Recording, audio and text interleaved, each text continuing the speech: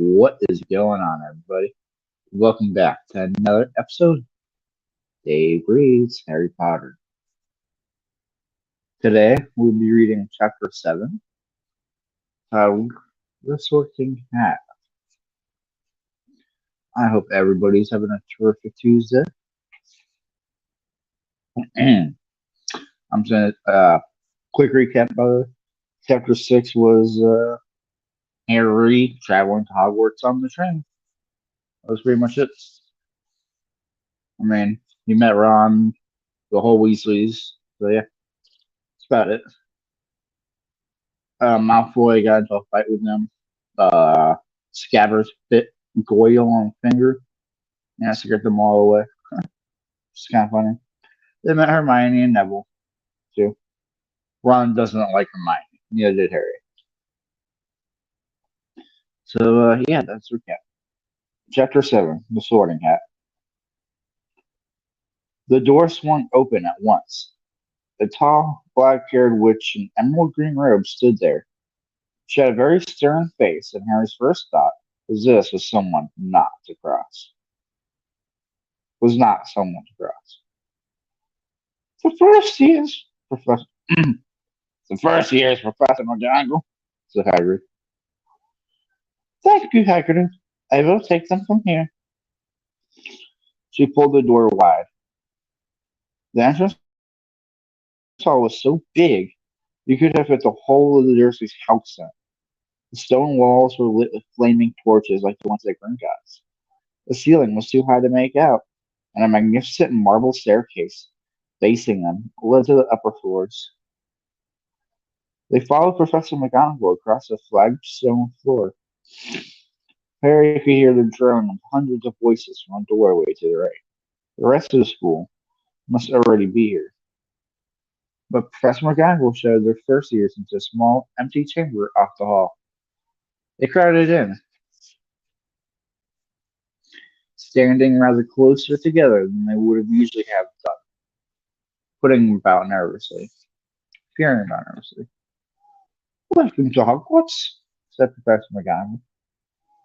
The Startled Term banquet will begin shortly. But before you take your seats in the great hall, you will be sorted into your houses. The sorting is a very important ceremony because while you are here, your house will be something like your family within Hogwarts. You will have classes with the rest of your house, sleep in your house dormitory, and spend free time in your house common room. Welcome in here, just one second. The four houses are called Gryffindor, Hufflepuff, Ravenclaw, and Slytherin. Each house has its own noble history, and each has produced outstanding witches and wizards. While you are at Hogwarts, your triumphs will earn your house points, but any rule breaking will lose house points. At the end of the year, the house with the most house points is awarded the House Cup, a great honor. I hope each of you will be a creditor to whichever house becomes yours. The sorting ceremony will take place in a few minutes in front of the rest of the school. I suggest you smarten yourselves up as much as you can while you're waiting. Her eyes lingered for a moment on Neville's cloak, which was fastened under his left ear, and on Ron's smudged nose. Harry nervously tried to flatten his hair. I shall return when we are ready for you, said Professor McGonagall. Please wait quietly. She left the chamber. Harry's well. How exactly do they sort us into houses? He asked Ron. Some sort of test, I think. Fred or Ron said I heard that, but I think he was joking. Harry's heart gave a horrible jolt. A test? In front of the whole school? But he didn't know any magic yet. What on earth would he have to do? He hadn't expected something like this the moment they arrived. He looked around anxiously so everyone else was terrified too. No one else was talking. No one was talking much except for Hermione Granger, who was whispering very fast about all the spells. Ah, appreciate it, Amber. Good morning. Hope you're having a terrific Tuesday. She learned that and wondered which one he need. Harry tried hard not to listen to her. He'd never been more nervous. Never. Not even when he had to take his school report home to Jersey, saying that he'd somehow turned his teacher's wig blue. He kept his eyes fixed on that door, and he's second now. Professor McGonagall will come back and lead him to his doom. Then something happened that made him jump about a foot in the air. Several people behind him screamed, "What the?" he gasped. So did the people around him. Huh! About 20 ghosts had just streamed through the back wall. Pearly white and slightly transparent, they glided across the room, talking to one another and hardly glancing at the first years. They seemed to be arguing. What looked like a fat little monk was saying, "Forgive and forget, I say. We have to give him a second chance.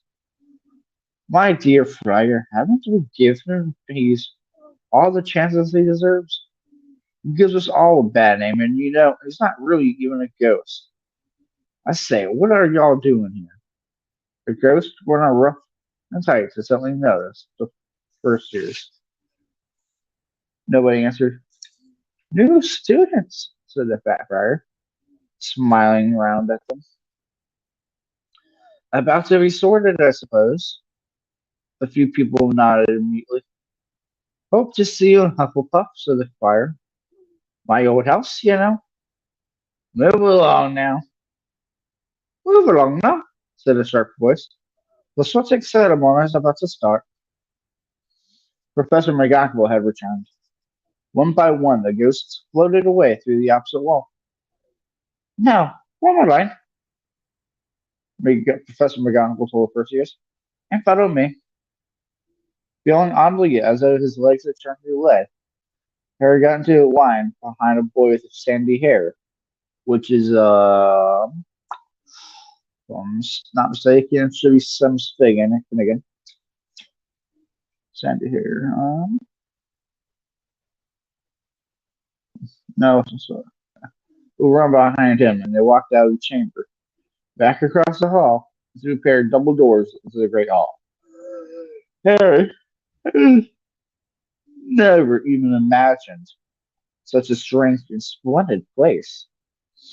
It was lit by thousands and thousands of candles that were floating in midair over four long tables, where the rest of the students were sitting. These tables were laid with glistening golden plates and goblets. At the top of the hall was another long table where the teachers were sitting.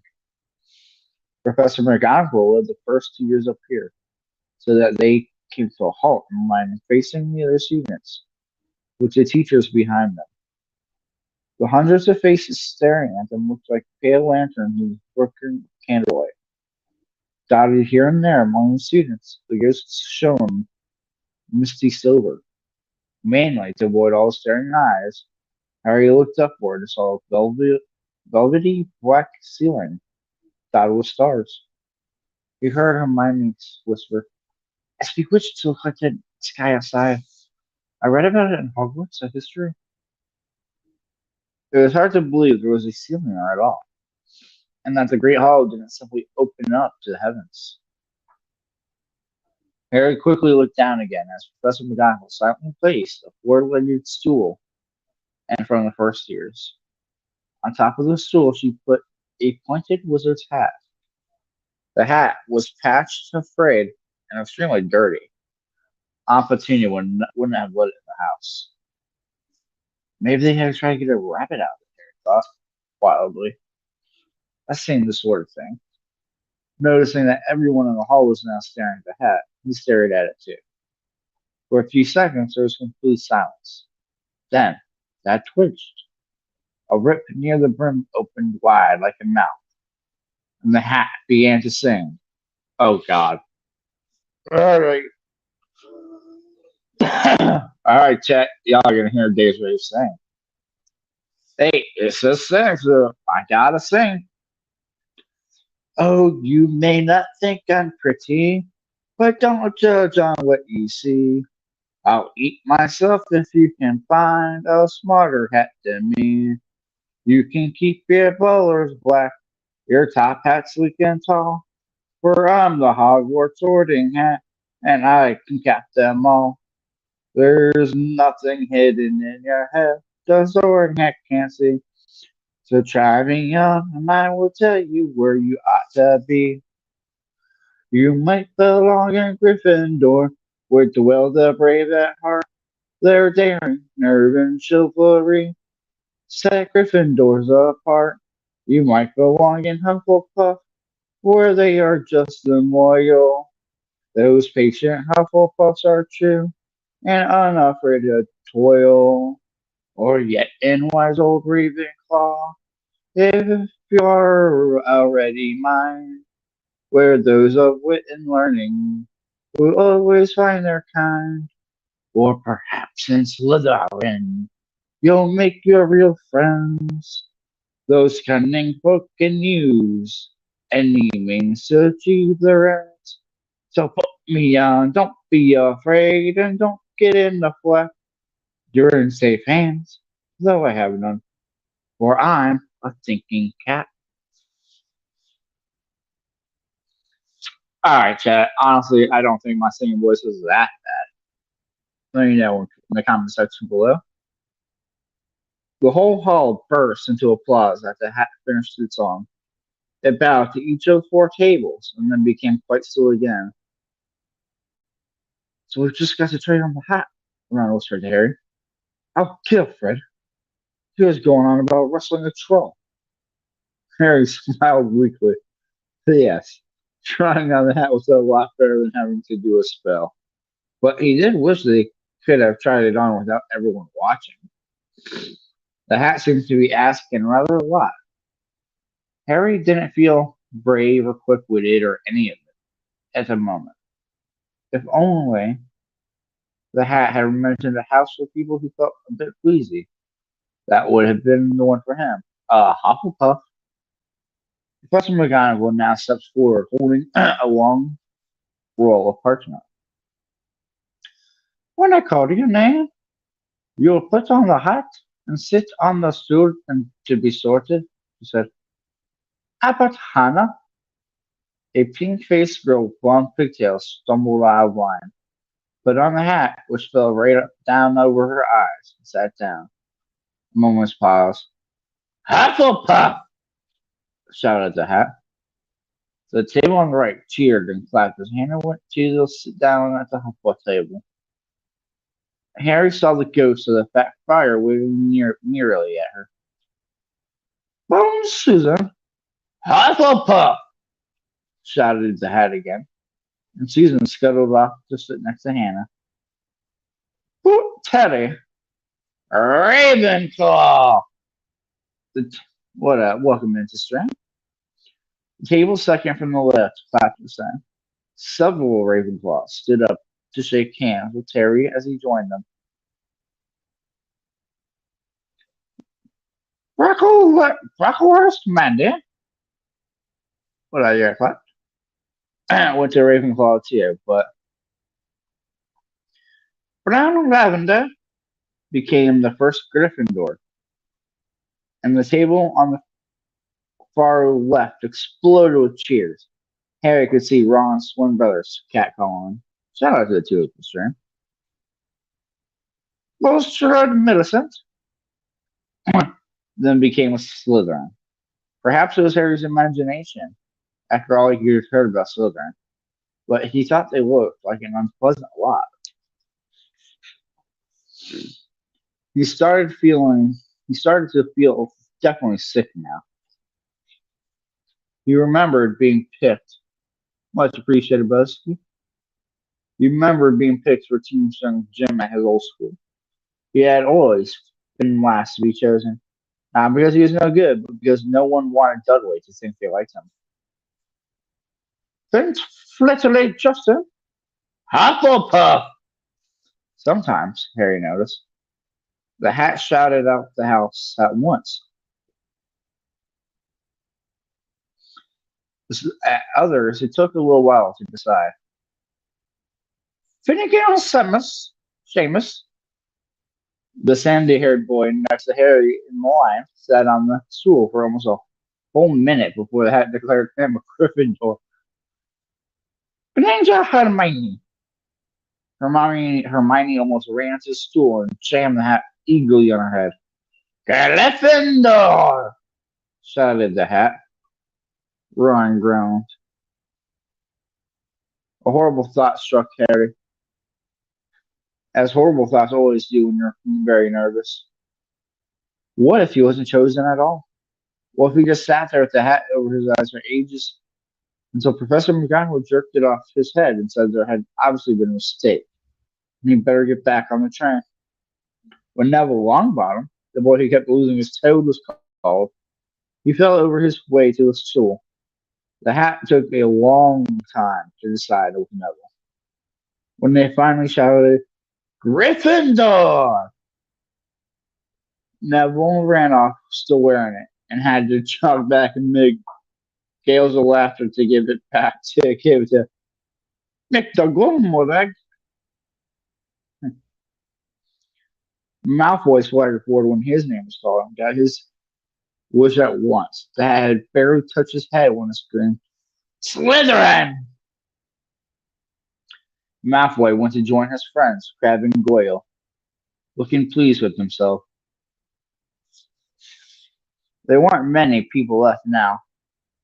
Mon, not Parkinson, then a pair of twin girls, Pater and Pater, then Perks, Sadia, and then at last, Potter Harry.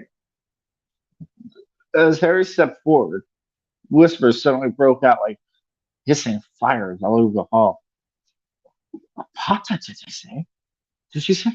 Saw Harry Potter? The last thing Harry saw before the hat dropped over his eyes was a hall full of people cramming to get good look at him.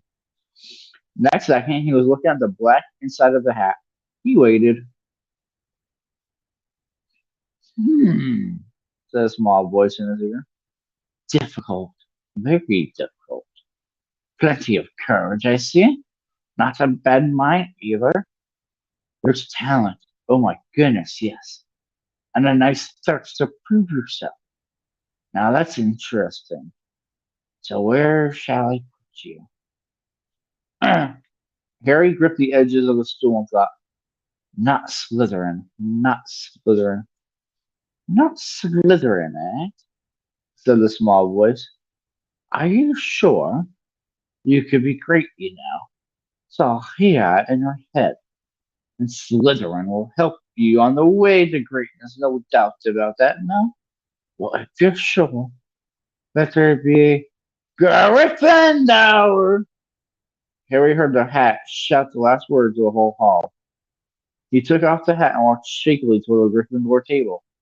He was so relieved he had been chosen, not put in Slytherin. He hardly noticed that he was getting the loudest cheer yet. Me too, Amber. Me too. I'm tired too. Perfect. Percy Preface got up and shook his hand vigorously, while the Weasley twins yelled, "We got Potter! We've got Potter!" Harry sat down opposite the ghost in the rock he'd seen earlier. The ghost patted his arm, giving Harry the sudden, horrible feeling. He just and plunged it into a bucket of ice cold water. What's up, student raider? How's it going this morning, buddy?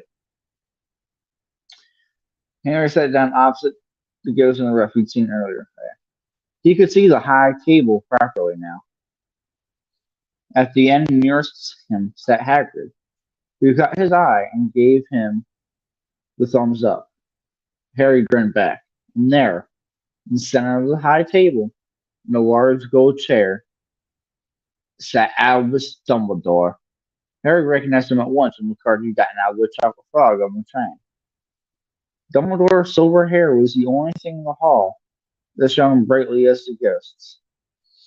Harry spotted Professor Quirrell, too, the nervous young man from Leaky Cauldron. He was looking very peculiar in a large purple turban. Huh. Okay, so that means Quirrell didn't have the turban on in the Leaky Cauldron? It's good to know. Huh. And now there are only four people left to be sorted. Thomas Dune, a black boy even taller than Ron, joined Harry at the Gryffindor table. Turpinissa became a Ravenclaw. And then it was Ron's turn. It was pale green by now.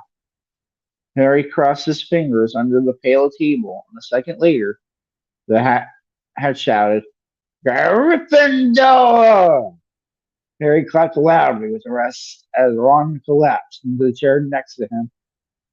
Well done, Ron. Excellent, said Percy Weasley pompously. The crosshair as a beanie blaze was made of silver. Oops, I forgot to use a voice. Oh well. Professor McGonagall rolled up her scroll and took the sorting hat away. Harry looked down at his empty golden plate. He had only just realized how hungry he was. Pumpkin pasty seemed ages ago. Albus Dumbledore had gotten to his feet too. He was beaming at the students. His arms opened wide, as if nothing could have pleased him more to see them all there. Welcome, he said. Welcome to a new year at Hogwarts. Before we begin our banquet, I would like to say a few words. And here they are. Nitwit, blubber, oddment, tweak. Thank you. He sat back down. Okay, I'm sorry. I got it. Just interject right here. It's little Daves-Raves real quick. Why, Dumbledore? Why those words, my guy? Those must be the most random words before feast ever. Next time you guys are having Thanksgiving dinner, just say those words in prayer time, just and see the looks you get from your family. Just saying. He sat back down. Everybody clapped and cheered. Harry didn't know whether to laugh or not. Is he a bit mad? He asked Percy uncertainly.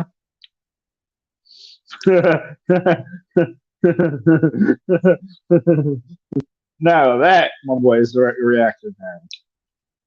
Mad? Said Percy airily. He's a genius.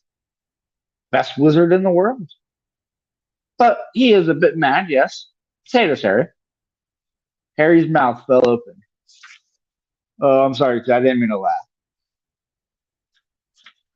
All right, I'm down to there. Oh, good. Harry's mouth fell open. The dishes in front of him were now piled with food.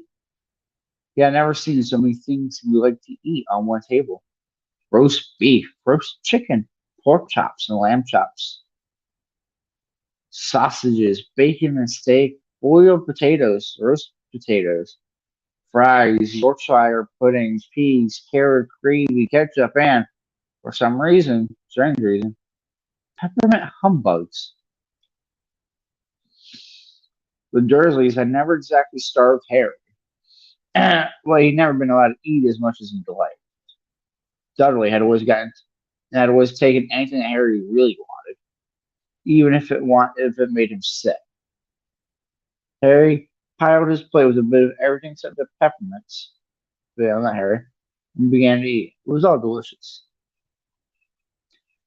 That does look good, said the ghost in the rough sadly, watching Harry cut up his steak. Can't you? I haven't eaten for nearly 500 years, said the ghost. I don't need to, of course, but one does miss it. I don't think I welcome in whoever joins today. I think I've introduced myself. Sir Nicholas B. Mimsy Porkington, at your service, resident ghost of Gryffindor Tower.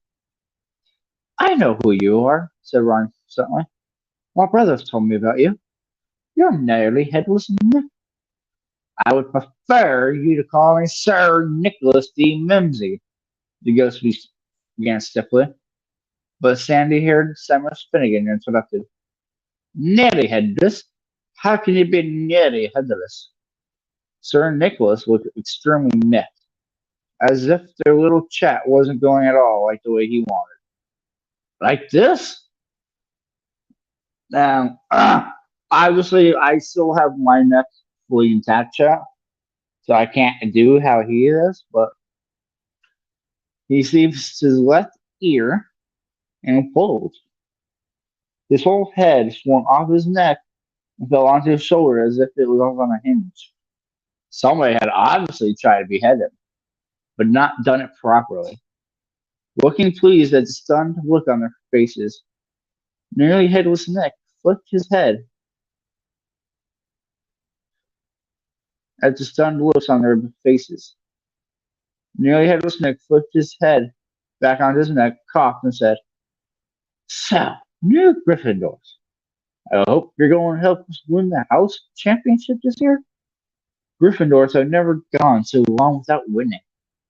Slytherin have gotten the cup 6 years in a row. The bloody Baron's becoming almost unbearable. He's the Slytherin ghost. Harry looked over at the Slytherin table and saw a horrible ghost sitting there, with blank, staring eyes, a gaunt face, and robes stained with silver blood. He was right next to Malfoy, who, Harry was pleased to see, didn't look too pleased with seeing the arrangements. How did he get covered in blood? Asked Samus with great interest. I've never asked, said nearly hideous Nick delicately. When everyone had eaten as much as they could, the remains of food faded from the plates,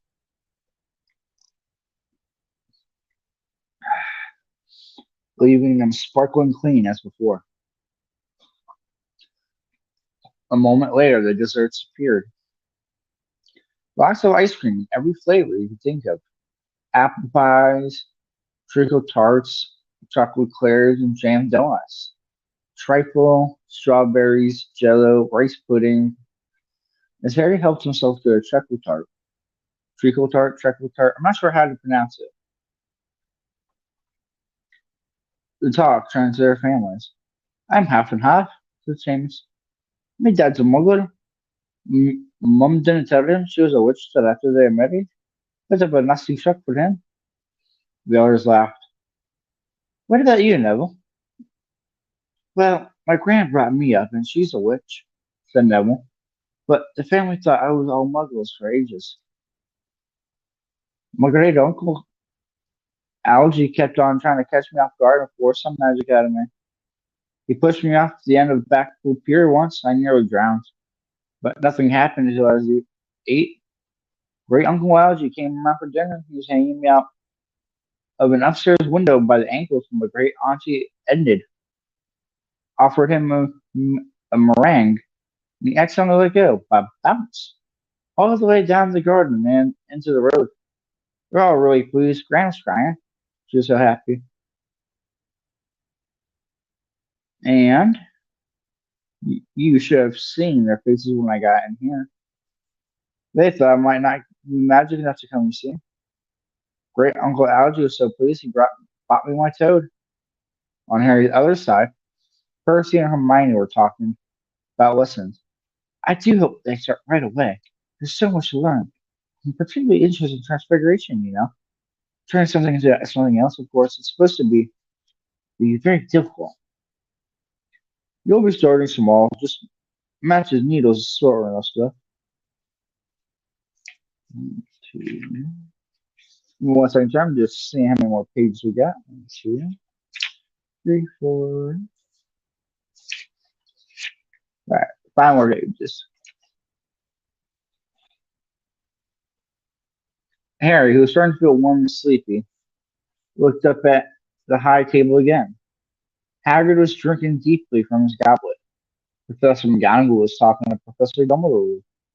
Professor Quirrell, in his absurd turban, was talking to a tooth with greasy black hair, a hooked nose, and sallow skin. Happened very suddenly. The hook-nosed toother looked past Quirrell's turban straight into Harry's eyes, and a sharp, hot pain shot across a scar on Harry's forehead. Ouch!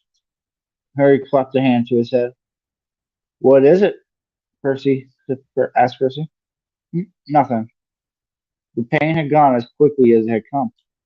Harder to shake off was the feeling Harry had gotten from the teacher's look. A feeling that he didn't like Harry at all. Who's that teacher talking to Professor Quirrell? He asked Percy. Oh, you know Quirrell already, do you? No wonder he's looking so nervous. That's Professor Snape. He teaches potions, but he doesn't want to. Everyone knows he's after Quirrell's job. Knows an awful lot about the dark arts, Snape. Harry watched Snape back for a while. Snape didn't look at him again. Creeper alert. At last, the desserts disappeared too. Well, two disappeared. And Professor Dumbledore got to his feet again. The hall fell silent. Just a few more words now that we're all fed and warranted. I have a few start to term notices to give you. First, you should note that the forest on the grounds is forbidden to all pupils, and a few of our older students would do well to ignore that as well. Dumbledore's twinkling eyes flashed in the direction of the Weasley twins. I have also been asked by Mr. Filch, the caretaker, to remind you all that no magic should be used between classes in the corridors. Quidditch trials will be held in the second week of the term. Anyone interested in playing for the house teams should contact Madam H. And finally, I must tell you that this year, the third floor corridor on the right hand side is out of bounds to everyone who does not wish to die a very painful death. Harry laughed, but he was one of the few who did. It's not serious. Must be, said Percy, frowning at Dumbledore. It's odd because he usually gives us a reason why we're not allowed to go somewhere. The forest is full of dangerous beasts. Everyone knows that. I do think he might have told his prefects at least. And now, before we go to bed, let us sing the school song. Retro. We got one more song in there, y'all. Damn. Everyone pick their favorite tune, said Dumbledore, and off we go.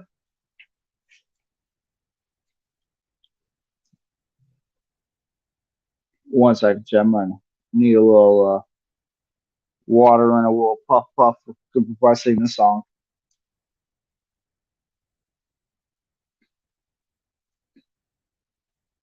Spit lengthy. I need to wet my whistle real quick. And the whole school bellowed.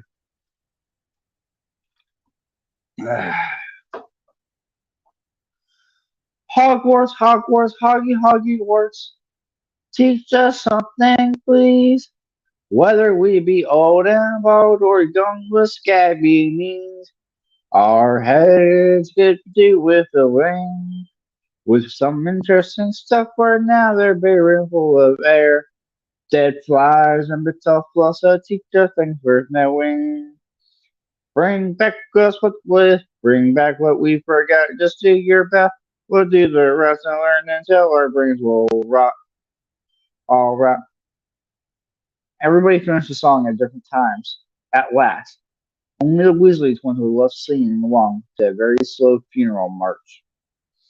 Dumbledore conducted their last few lines with his wand, and when they all had finished, he was one of those who had clapped the loudest. Ah, music, he said, wiping his eyes. Magic beyond all we do here. And now, bedtime. Off the trot. The Gryffindor's first years.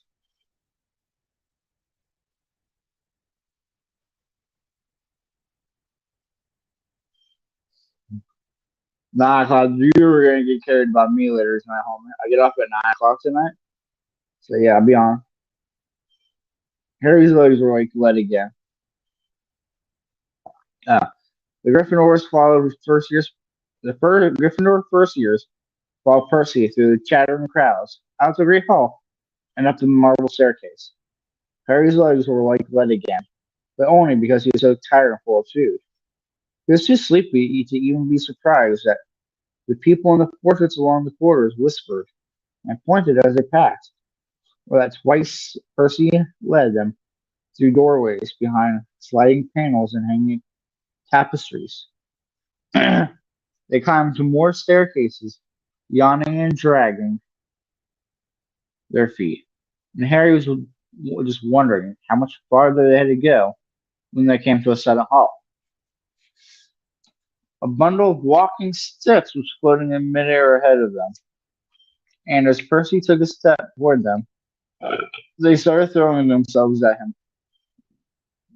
Peeves, Percy whispered to the first years. A poltergeist. Oh, I got in the chair, so I can hear him. The music. A bundle of walking sticks was floating in midair ahead of them, and as Percy took a step toward them, they started throwing themselves at him. Sway Dave, going to carry you, Clap. Got clapped, Ray, says Raider. Well, Amber says. A loud, rude sound, like the air being lit up balloon, answered. Do you want me to go to the Bloody Baron? There was a pop, and a little man with a wicked dark eyes and a mouth appeared, floating cross-legged in the air, clutching the walking sticks. Oh, he said with the evil cackle. Echo firsties? What fun! Oh, I like that voice. He swooped suddenly at them. They all ducked. Go away, Peeves, or the Baron will be hearing about this. I mean it, barked Percy. Peeves stuck out his tongue and vanished, dropping the walking sticks on Neville's head. What a dick. They heard him zooming away, right on the coats of armor as he passed. You want to watch out for Peeves, said Percy, as they set off again. The Bloody Baron's the only one who can control him. He won't even listen to us prefects. Here we are. At the very end of the corridor hung a portrait of a very fat woman in a pink silk dress. Password, she said. Caput Citronus. Caput Citronus, said Percy, and the portrait swung forward to reveal a round hole in the wall. They all scrambled through it. Neville needed a leg up. They found themselves in the Gryffindor common room, a cozy round room full of squishy armchairs. Percy directed the girls to the one door to the dormitory, and the boys to another. At the top of the spiral staircase, they were obviously in one of the towers. They found their beds at last. Five four posters hung with deep red velvet curtains. Their trunks had already been brought up. Too tired to talk much, they pulled on their pajamas and fell into bed. Great food, isn't it? Ron muttered to Harry through the hangings. Get off, Scabbers. It's chewing my sheets. Harry was going to ask Ron if he'd had any of the chocolate tart, but he fell asleep almost at once. Perhaps Harry had eaten a bit too much, because he had a very strange dream. He wore Professor Quirrell's turban, which kept talking to him, telling him he must transfer to Slytherin at once, because it was his destiny. Harry told the turban he didn't want to be in Slytherin. It got heavier and heavier. He tried to pull it off, but it tightened slightly, painfully, and there was Malfoy laughing at him as he struggled with it. Then Malfoy turned into hook-nosed teacher Snape, whose laugh became high and cold. There was a burst of green light, and Harry woke, sweating and shaking. He rolled over and fell asleep again, and when he woke the next day, he didn't remember the dream at all. All right, chat. So that concludes chapter 7. Everybody. And now that we're at Hogwarts, I also have this nifty bookmark that I found when I was cleaning my room the other day. Got all four of the um houses on it. You got Gryffindor up in the left hand corner. You got Ravenclaw down there on the blue. The Badger in the right hand corner, down the right hand corner is golden, I believe. It's Hufflepuff. And Slytherin is right next to Gryffindor. So it's Gryffindor, Slytherin, Ravenclaw, and Hufflepuff. But that's it for me, chat. I gotta get ready for work soon. Um, I might stream a little Fortnite here in about maybe half hour or so. But until then, I will see you guys in the next video. Take his race out. Peace. Make sure y'all smash that like button before y'all leave the